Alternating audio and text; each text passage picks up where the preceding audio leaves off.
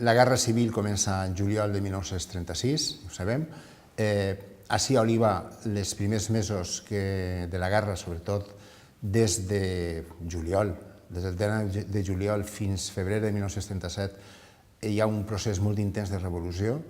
El Consell Municipal republicà pràcticament no té capacitat d'acció i el poder o el control de la ciutat passa a part dels comitès, sobretot els comitès tant de la CNT com de la UGT. En aquests moments no sabem exactament si n'hi ha un comitè de refugiats perquè hi ha una carència de documentació, però el que sí que sabem és que hi ha refugiats. Venen refugiats, sabem on s'ubiquen, almenys alguns, s'ubiquen a la platja, que passa a denominar-se en aquest moment Playa Libertad, els comitès posen de nom Playa Libertad, i la quantitat de refugiats que venen en aquests moments no ho sabem exactament. A partir de febrer de 1977, que és quan es restitueix l'autoritat o l'estructura del Consell Municipal Republicà, és quan sabem ja que sí que existeix un comitè de refugiats, es crea aquest comitè que va durar tot el període de guerra amb una intensitat creixent a partir de 1977, amb moltíssimes dificultats entre 1968 i 1939, però que sempre constant, amb una ajuda i una assistència social als refugiats, econòmica, material, educativa, constant. A vegades va tindre èxit, altres vegades va tindre moltíssims problemes i tinguem en compte que els refugiats van suposar per als consells municipals una gestió que moltes vegades va superar la seva capacitat econòmica, com es reflecteix en els problemes que manifesten els diferents regidors en les sessions de l'Ajuntament, del Consell Municipal, quan diuen les dificultats que hi ha perquè Oliva assumisca aquesta tasca d'assistència social. Dins d'aquests comitès hi ha persones que són molt significatives, podien formar part del comitè o no, depenia, però això no lleva perquè no siguin importants, perquè són pràcticament els dirigents de tot aquest període, que són José Bolinches, Domingo Escrivá, Félix Vallecillo, són membres de la CNT, Félix Vallecillo i José Bolinches són membres de la CNT, Higinio Granell també és un personatge molt important, que és del Partit Socialista, i després tenim a Domingo Escrivá, que és l'alcalde republicà prèviament a la guerra i que es mantindrà en el Consell Municipal a partir del 1937, però ja sense una tasca tan significativa com havia estat prèviament a l'inici de la Guerra Civil. La quantitat de refugiats que el Comitè de Refugiats d'Oliva aconsegueix donar assistència, no tenim una quantitat absoluta, però estem molt segurs que està al voltant de 3.000.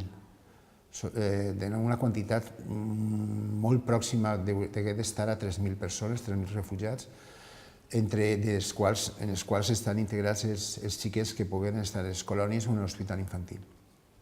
3.000 refugiats per una població com és Oliva, de 13.000 habitants, en un moment bèl·lic i de revolució, va significar una tasca molt important per part del Consell Municipal que va assumir constantment. Per què Oliva era un bon lloc per acollir refugiats? Oliva i en general tota la rereguarda republicana, considerem rereguarda republicana des de Catalunya, el que seria el País Valencià, Múrcia, fins a Almeria. Això seria la part més significativa de la rereguarda republicana, perquè a partir d'Almeria, des de Màlaga fins a Huelva i Càdiz, aquesta part prompte va passar a ser territori controlat per les tropes rebels i, per tant, no va ser terra de refugi, al contrari, va ser terra d'eixida dels refugiats. Oliva, en aquesta regió, en aquesta zona, tenia unes condicions bastant bones per a ser lloc d'acollida. Primer, perquè té un terme important, és un terme en explotació agrària, una agricultura de regadiu majoritàriament, però sobretot també perquè hi ha una predisposició del Consell Municipal a assumir el compromís de donar refugi als que estaven perseguits o patien la guerra directament. Les condicions del poble, tant materials com les condicions d'administració, permetien això i, a més, Oliva no és una zona d'interès militar permanent constant, com podia ser Dénia, o podia ser Xàtiva, o podia ser Alcoi, i per tant, així els bombardejos no van ser freqüents. Va haver bombardejos, va haver passades de la pava, que diuen els que van viure la guerra, però no va ser una zona de conflicte directe. Tenia tren, tenia telègraf, tenia bones comunicacions i una sèrie de cases que permetien l'acollida de nombrosos refugiats. Però sobretot, insistisc en la tasca, la predisposició dels comitès i del Consell Municipal de donar assistència als refugiats. No sense dificultats, però sempre, durant tota la guerra, el Consell Municipal es va manifestar partidari de donar assistència als refugiats que vingueren. L'arribada de refugiats durant la Guerra Civil va ser constant. Podem dividir-la en dues fases, que era la fase de juliol del 36 a febrer del 37. En aquests moments no sabem exactament la quantitat de refugiats, però sabem que hi ha refugiats, perquè estan en la platja, ho sabem, tenim una llista de gent que ve de Pozo Blanco i que s'estableix en les cases de segona residència de les famílies més adinerades d'Oliva, que havien abandonat o se'ls havia confiscat aquestes cases, i després tenim la segona fase que aniria de febrer del 37 fins al final de la guerra. Durant aquesta segona fase, que és el moment de restitució del govern de la República i dels consells municipals, totes les despeses referides a l'assistència als refugiats havia de passar pel Consell Municipal i pels pressupostos del que seria el govern. Clar, les dificultats de restituir el poder del govern central, les dificultats de restituir el poder del govern municipal i la urgència de donar assistència a aquestes persones que venien necessitades i venien sense res, això és una qüestió que hem de remarcar perquè, per exemple, els refugiats que venen de Màlaga, que són molt nombrosos, venen fugint d'un ferotge bombardeig, tant per terra com per aire i per mar. Aquestes persones van vindre absolutament sense res, se'ls havia donat de tot, i aquestes despeses van ser assumides pel Consell Municipal. Com durant tot el període de la guerra, la República pràcticament va anar sempre perdent territori, la quantitat de refugiats va anar augmentant constantment. Per tant, durant tot el període de guerra, Oliva no perd refugiats, sinó al contrari, sempre va sumant refugiats, a la qual cosa, amb les dificultats que això suposa per a les despeses municipals, per a la gestió municipal i per a la mateixa qualitat de l'assistència. De fet, hi ha un moment clau i molt significatiu que és en abril de 1938, quan les tropes rebels arriben a Vinaròs i aïllen el País Valencià del que és la frontera amb França, en el que l'arribada de refugiats es multiplica, no? Inclús n'hi ha un moment determinat, n'hi ha un telegrama que arriba a l'Ajuntament d'Oliva anunciant que en 2 dies arriben 3.000 refugiats. No sabem exactament si van arribar a ser 3.000, però sí que sabem que van arribar molts. En un moment determinat, en un moment en el que realment la situació a Oliva econòmica ja era molt greu i molt difícil. A partir d'aquests moments, de mitjans del 38 fins al final de la guerra, realment l'assistència va ser complicada, però malgrat tot, el Consell Municipal sempre va estar preocupat i sempre va estar interessat en que aquestes persones tingueren l'assistència necessària. Probablement aquestes són les dificultats més importants que van tindre, a les quals es haurien d'assumir, s'han de sumar, millor dit, el fet que són persones que venen normalment des de zones castellanoparlants, que no coneixen bé l'idioma, el 100% de la població d'Oliva era valencianoparlant, parlaven castellà, o més bé entenien el castellà, però probablement molts d'ells no el parlaven fluidament. Això és un dels problemes d'integració. I altre dels problemes d'integració que veiem, anecdòtic, és, per exemple, que un xiquet que diu que no podia allò de menjar l'arròs tots els dies. Menjar l'arròs tots els dies per a ell va significar un xoc, i que ho recorda encara amb una anècdota, però amb una important, a vegades, problema per a ell. Va ser un problema per a ell. Estos refugiats, la forma en què se'ls assistia era, primer havien d'anar al comitè de refugiats, que el primer, sabem que es va crear, va ser a partir del febrer del 37, estava al carrer Constitució, dalt del que és actualment el Cafè La Vila. Allí se'ls prenia la relació, se'ls filiava i se'ls donava totes les indicacions necessàries per a que reberen casa, allotjament, roba, menjar, etc. I, per tant, reberen l'assistència necessària. Després tenim un altre problema en els refugiats, que són els xiquets. Què es feien els xiquets? Perquè sí que el Consell Municipal i el Govern de la República també estaven predisposats a que els xiquets, encara que estigueren en dificultats, estigueren com a refugiats, tingueren escolarització. Això ens explica per què tants edificis van ser habilitats com a aularis en un poble que ja, abans de la guerra, tenia dèficits d'aules. Doncs durant la guerra es van obrir moltíssimes escoles, moltíssims llocs habilitats com a aules per a facilitar aquesta escolarització als xiquets. Posem un exemple, és en la platja, es va obrir una casa en el carrer Verge del Mar per a que se fora com a escola. La casa Abadia de Santa Maria va ser escola i altres edificis van ser també utilitzats com a escola per a donar no solament servei als xiquets del poble, sinó també als xiquets refugiats, xiquets i xiquetes refugiades. I també s'explica la quantitat de mestres que van vindre, que trobem en els llistats documentals, mestres que a vegades, i això ho diu una mestra com Carmen Valero, són mestres que són republicans, però altres que són mestres desplaçats d'altres llocs que no són considerats addictes al règim o addictes a la república i que venen ací un poc com amagant-se d'altres llocs perquè han sigut desplaçats.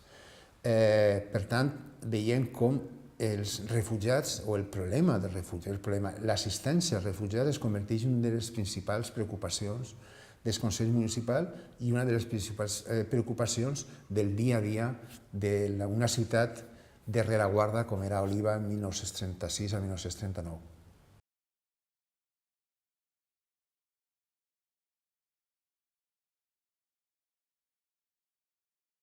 Una de les més significatives formes d'assistència social que es van donar a Oliva durant la Guerra Civil va ser la instal·lació de colònies escolars col·lectives permanents.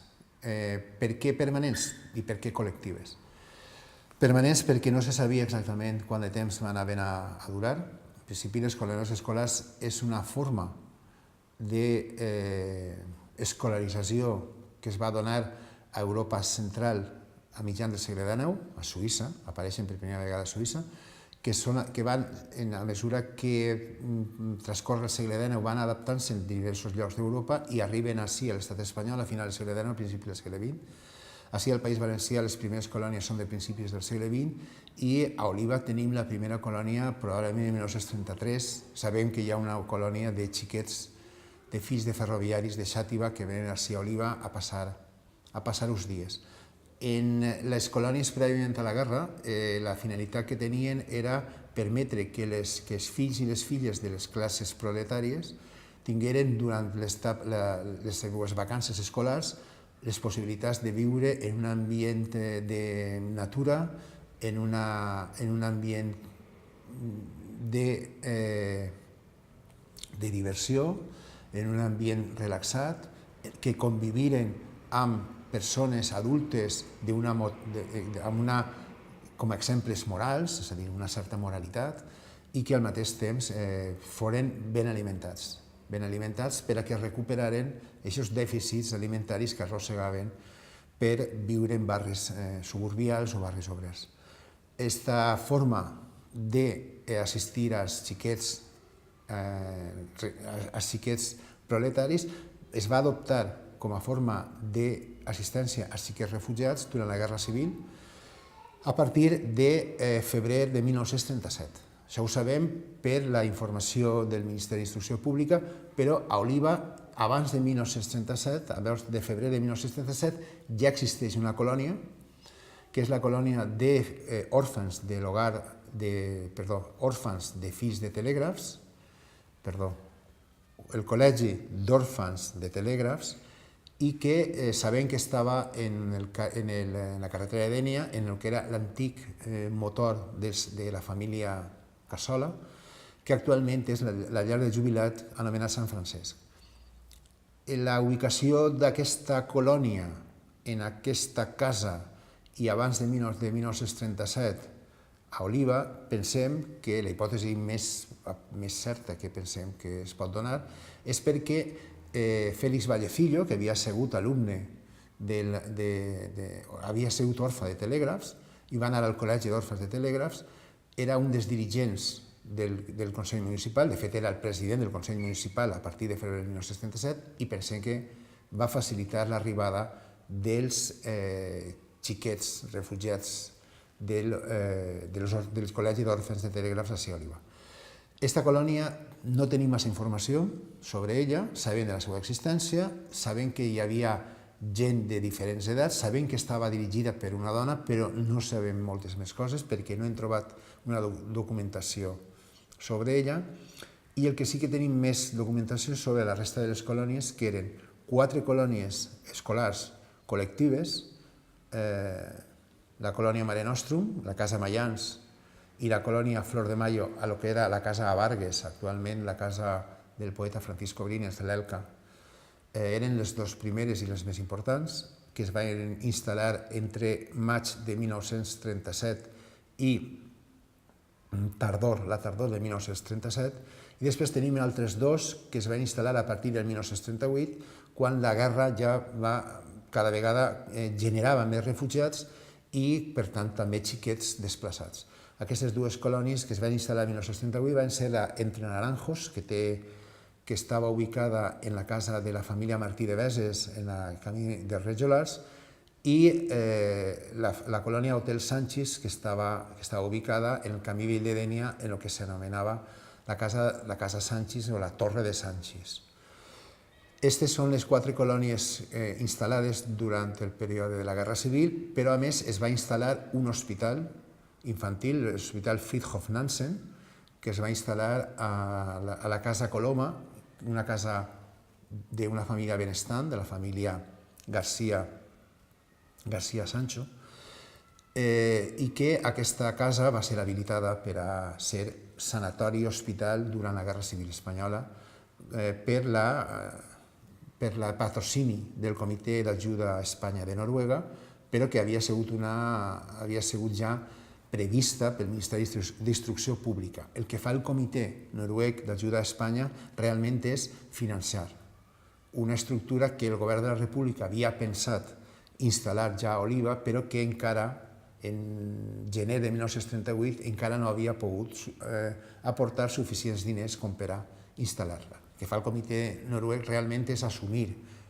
el compromís que havia fet el govern de la República i financiar-lo. Això és l'estructura bàsica de les colònies escolars ací a Oliva. Com es vivia en una colònia escolar? Les colònies escolars durant la Guerra Civil tenen la finalitat per al govern de la República de, primer, assegurar la vida i la infància dels xiquets, sobretot de Madrid. La major part dels xiquets que venen refugiats a Oliva i que són ubicats a les colònies són gens que provenen de Madrid. I al principi, sobretot en la colònia Mare Nostrum, venen del mateix col·legi, del col·legi Pablo Iglesias. La finalitat, en principi, era assegurar la vida dels xiquets. Tinguem present que Madrid és una ciutat, la primera gran ciutat bombardejada de forma sistemàtica i de la història, perquè no havien hagut bombardejos abans de la Guerra Civil Espanyola, però esporàdicament els feixistes havien utilitzat els bombardejos per a sotmetre la població de Líbia, per exemple, però la utilització de l'aviació com una arma sistemàtica d'atac a la població civil, això per primera vegada es produeix a la Guerra Civil Espanyola i a Madrid. Madrid no està preparada per a assumir, per a resistir aquests atacs. Té el metro, molts de nosaltres segurament hem vist documentals i pel·lícules del metro de Madrid, i molts bombardejos afecten les escoles, inclús en alguns moments determinats amb xiquets dins, xiquets i mestres dins, en la qual cosa el govern de la República decideix evacuar Madrid, que els xiquets evacuen Madrid, i l'evacuació de Madrid havia de fer-se de forma immediata i el compromís del govern de Madrid era que aquests xiquets foren refugiats en les zones de la rereguarda, sobretot les zones del País Valencià, Catalunya i Múrcia. Este és l'inici de l'arribada de gran quantitat de xiquets que venen ací a Oliva, que són instal·lats a les colònies. Alguns d'ells són instal·lats primerament en règim familiar, viuen en famílies, no és la millor forma d'assistir als xiquets perquè tenen molts problemes d'integració en unes famílies, com hem dit abans, valencianoparlants, amb costums molt diferents, amb situacions econòmiques i socials i familiars molt distintes, a les quals moltes vegades els xiquets no s'integren, altres vegades sí, de fet ho sabem perquè n'hi ha molts xiquets que van ser refugiats en la Guerra Civil a Oliva que han continuat mantenint íntims llaços quasi familiars en les famílies d'assistència. Inclús hi ha gent que s'ha comprat cases a Oliva i ve a Oliva de forma regular i ve perquè en la seva infància Oliva va ser la seva zona de refugi. Aquesta és una forma. L'altra forma va ser l'assistència en les colònies escolars col·lectives.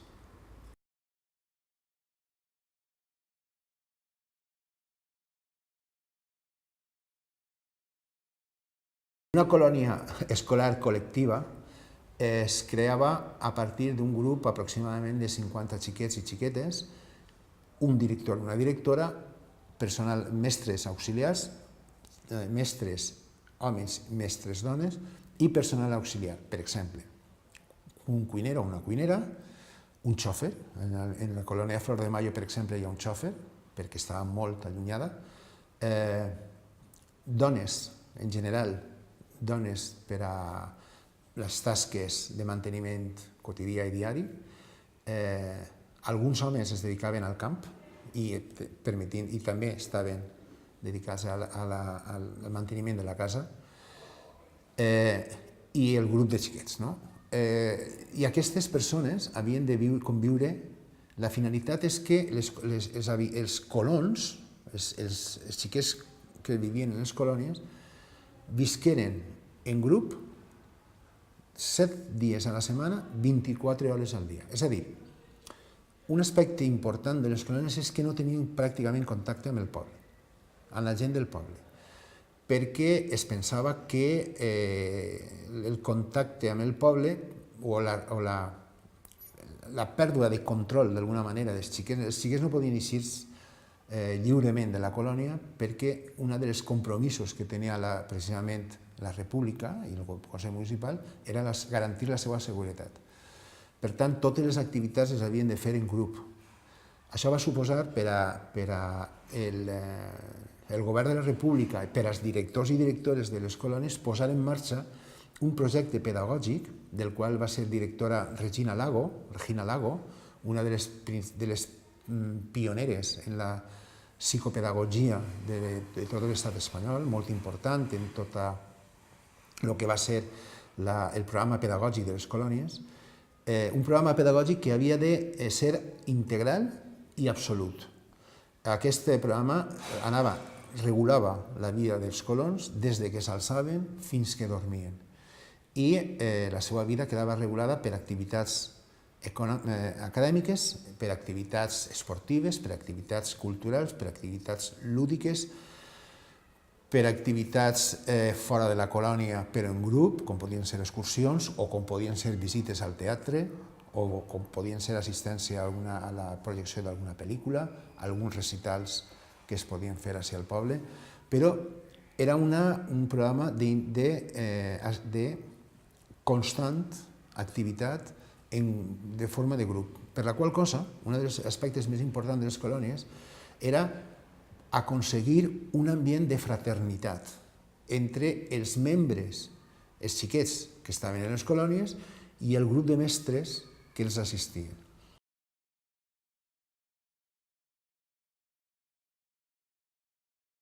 Per exemple, en la colònia Mare Nostrum, el director és Mariano López, que és una persona amb una pedagogia molt significativa, molt important, un treball pedagògic molt important darrere. Després està Lorenzo Ferrer, que és un altre mestre, més conservador, però que també aplica tot el règim pedagògic que Regina Lago havia dissenyat i que es veu en els reportatges que es poden contemplar de les fotografies fetes per Walter Reuter en les seues visites a la colònia. I una anècdota important, per exemple, els xiquets havien de conviure permanentment i havien d'aprendre multitud de funcions, de coses a fer. Una d'elles era cantar, i tenim memòria i constància que, per exemple, hi havia una mestra que era navarresa i que ensenyava als xiquets cançons en euskera. En una entrevista que li van fer a Vicent Sempere, de sobte, em va dir: vas a cantar-te una cançó que cantàvem a la colònia, i va començar a cantar en un idioma que jo no comprenia ni identificava. Després, escoltant-lo més detalladament, vaig arribar a entendre alguna paraula que sonava euskera i resulta que era una cançó típica del folklore euskaldun.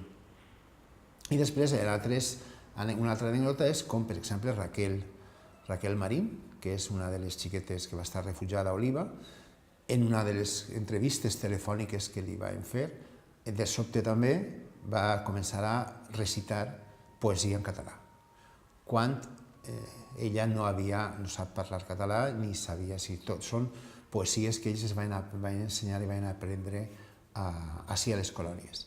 De fet, per a que comprenguem quin és el nivell d'intensitat educativa que assolien en aquestes colònies, el mestre Mariano López, per exemple, tenia una fotografia molt significativa de les colònies que està recitant poemes quan els xiquets estan en un moment de relaxats, en una hamaca, cadascú en una hamaca, en el terrat de la colònia Mare Nostrum, i ell, cara al mar, està recitant els seus poemes que, segons la seva filla ens ha comentat, eren poemes per a que els xiquets reflexionaren. A banda d'aquestes activitats, evidentment hi ha balls, hi ha teatre, hi havia música, etc. En definitiva, l'assistència, la pedagogia de les colònies no solament era una pedagogia intensa i intensiva, sinó que una pedagogia molt moderna per a l'època, integradora, coeducativa, col·laboradora, solidària, que pretenia fer que d'estos xiquets veritablement persones íntegres i una educació integral.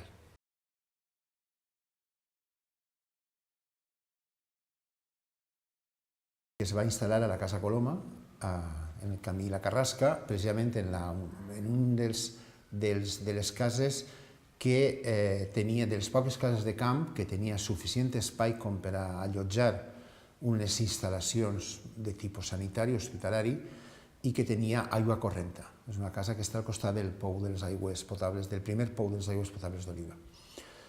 La instal·lació d'aquest hospital infantil, sanatori hospital infantil, havia estat prevista per el govern de la República. La finalitat era que aquesta instal·lació sanitària servira de referència per a totes les colònies que s'havien instal·lat al llarg del País Valencià i Múrcia. És a dir, el que es pretenia és que els xiquets que estagueren a les colònies tingueren un lloc de referència per a, en cas de necessitat, ser assistits mèdicament.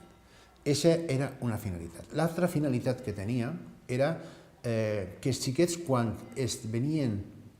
havien estat refugiats o venien de les zones de combat, passaren una mena de període transitori abans d'arribar a la colònia en la qual es recuperaren físicament, d'ahir que estiguera ben assistit, l'hospital sempre va estar ben assistit de medicaments i d'aliments, que foren assistits mèdicament, però també que foren calmats anímicament. És a dir, el que es pretenia que els xiquets es tranquil·litzaren, que superaren el trauma que havien viscut setmanes abans o mesos abans d'arribar a l'hospital i que una vegada calmats, una vegada havien recuperat un aspecte físic, una certa fortalesa física, ja anaren desplaçats cadascú a la colònia d'assistència. Per tant, l'hospital no és un lloc d'estada permanent, sinó transitori.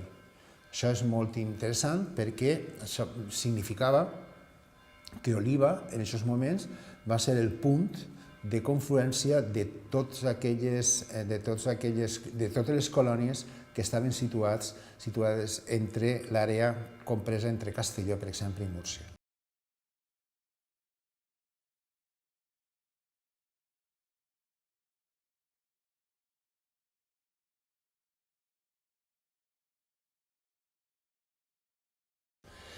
La instal·lació de l'Hospital Fridtjof Nansen va ser possible per l'arribada a Oliva del Comitè Noruec d'Ajuda a Espanya. El Comitè Noruec d'Ajuda a Espanya probablement és de les formes d'assistència social més interessants que es van donar durant la Guerra Civil Espanyola. Podríem assimilar-lo al preàmbul del que actualment són les ONG actuals. El Comitè Noruec d'Ajuda a Espanya naix a octubre-novembre de 1936 per iniciativa dels sindicats i els partits d'esquerra noruega, una societat que sempre s'ha caracteritzat, i encara avui ho fa, per el seu compromís amb la solidaritat internacional i que davant l'atac que significava la rebel·lió de l'exèrcit contra el govern de la República, va assumir la necessitat de prestar ajut a la part republicana. La situació a Noruega en aquests moments és de neutralitat i, per tant, l'ajuda que havia de prestar la societat noruega als refugiats, a la República Espanyola, no havia de ser una ajuda oficial, sinó que havia de ser a través d'associacions cíviques. Aquesta és la raó per la qual es crea el Comitè Noruec d'Ajuda a Espanya, igual que abans s'havia creat el Comitè Suec d'Ajuda a Espanya. Són dos comitès que moltes vegades van per camins semblants. La primera acció solidària d'aquests dos comitès, dels comitès nòrdics, tant el suec com el noruec, va ser la instal·lació de l'Hospital Militar d'Alcoi, que va començar a instal·lar-se molt ràpidament, que es va inaugurar en abril de 1937 i que els noruecs i els suecs van haver de deixar la seva gestió en mans del govern de la República aproximadament a mitjans de l'any 1937. A partir d'aquest moment, el que ocorre és que el Comitè Noruec d'Ajuda a Espanya vol mantenir l'ajuda a la República Espanyola i aleshores hi ha una persona que és molt important, que és Nini Haslund, que en aquests moments és una xica de 27 anys que està casada amb Christian Gleditsch, que és un de les persones més significatives del moviment obrer noruec i és germana d'un dels dirigents també del sindicat i del Partit Socialista, del Sindicat Socialista i del Partit Socialista noruec. Nini Haslund decideix quedar-se a Espanya per a mantenir i administrar l'ajuda que constantment els comitès locals noruecs estan enviant a Espanya. Com han deixat ja d'actuar directament o d'administrar directament l'Hospital Militar d'Alcoi, el que fan és preocupar-se per que l'ajuda dels comitès noruecs arribi directament als xiquets, que era realment la finalitat per la qual havien instal·lat i havien muntat tota la tasca que feien els comitès. Parla Nini Haslund, s'entrevista amb Regina Lago, que en aquests moments és la responsable del règim pedagògic de les colònies, i Regina Lago és la que li proposa que dirigisca l'ajuda material que puga realitzar el Comitè Noruec d'Ajuda a Espanya als refugiats infantils. Nini Haslund visita diverses colònies i Regina Lago li proposa que s'instal·li, que dirigisca la seva ajuda a Oliva, i quan Nini Haslund visita Oliva pren la decisió, o el Comitè Noruec d'Ajuda a Espanya pren la decisió de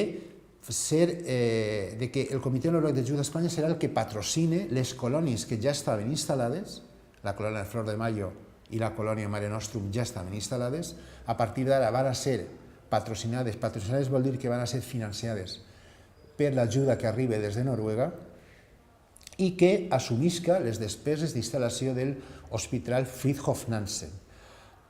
El nom Fridtjof Nansen precisament és un nom que posen el Comitè Noruec d'Ajuda a Espanya en commemoració d'aquest explorador, Fridtjof Nansen, que va ser explorador, però també va ser Nobel de la Pau i que va ser una persona que es va assenyalar en la seva vida per la seva preocupació pels refugiats. Precisament, aquesta és la causa de que els noruecs denominen l'hospital, el sanatori infantil, l'hospital infantil Fridtjof Nansen.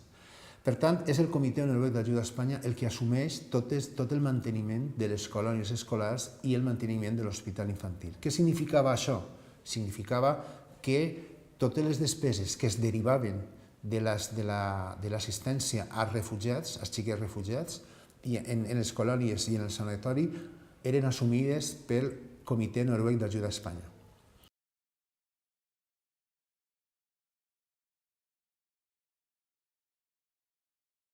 Significava un ajut molt important, però també materialment. A partir de l'arribada del Comitè Noruec a Oliva, el flux de medicaments, el flux de joguets, per exemple, de roba, de material educatiu. Per exemple, per estudiar geografia tenien un mapa de Noruega, perquè des de Noruega els arribava material pedagògic noruec i aleshores tenien aquest mapa per estudiar geografia. També els arribava un producte de luxe per a l'època, com és el cacau. De fet, molts xiquets d'Oliva diuen que anaven a l'hospital infantil a deixar-se veure per veure si es donaven una tassa de xocolata, de cacau, i bacalao, baejo. El bacalao noruego, el baejo noruec, era un dels aliments que tots els xiquets que van estar a les colònies, tots els xiquets que van estar en el sanatori infantil, els recorden. De fet, el Comitè Noruec d'Ajuda a Espanya és un comitè que no solament va mantindre la seva ajuda durant la Guerra Civil, sinó inclús posteriorment a la Guerra Civil. Com ho feien? Com mantenien aquesta ajuda? La mantenien perquè les activitats de difusió de la seva tasca a Noruega va ser una constant. Per això actualment disposem d'un material gràfic tan important com és el documental de Walter Reuter sobre les colònies escolars, sobre l'hospital infantil. Aquest documental el que servia realment era per a il·lustrar en els mítings i en les conferències i xerrades que feien en cada poble de Noruega per a difondre el que estaven fent i per a aconseguir diners i col·laboració per a mantindre aquest patrocini que feien de les colònies de l'hospital i també de la venda d'objectes com eren els alfilers o les agulles d'Ajuda a Espanya que encara avui alguns noruecs, inclús alguns noruecs que viuen ací a Oliva, porten en la solapa.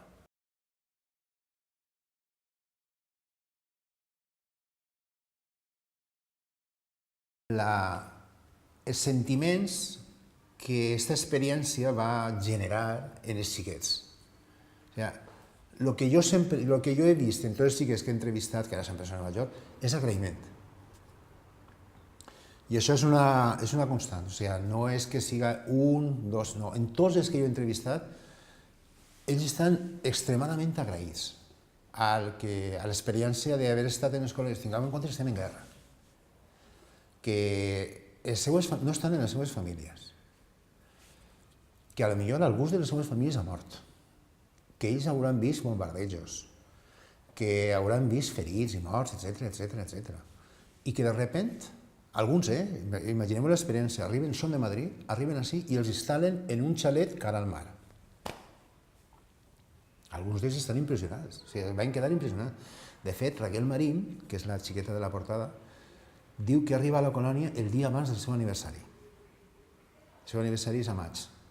Ella arriba el dia anterior, crec que és el 28 de maig, de nit.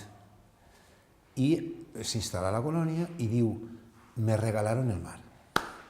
El seu regal d'aniversari va ser obrir les finestres, no havia vist mai el mar, i veure la platja. Aquestes coses són les que moltes vegades són les que no saps com ni escriure ni expressar-les, perquè Sant Pere Forrat també que és una persona d'Oliva, que estan en les colònies. Els d'Oliva que estaven en les colònies eren perquè eren pobres, però pobres de solemnitat. O sigui, estaven en les colònies perquè la seva família no podia assistir-los, no tenien diners i estaven allí quasi per caritat. Aquesta persona que tinguera, es diu, jo reconec la formació que tinc gràcies als 2 o 3 anys que vaig passar a les colònies. Això és el que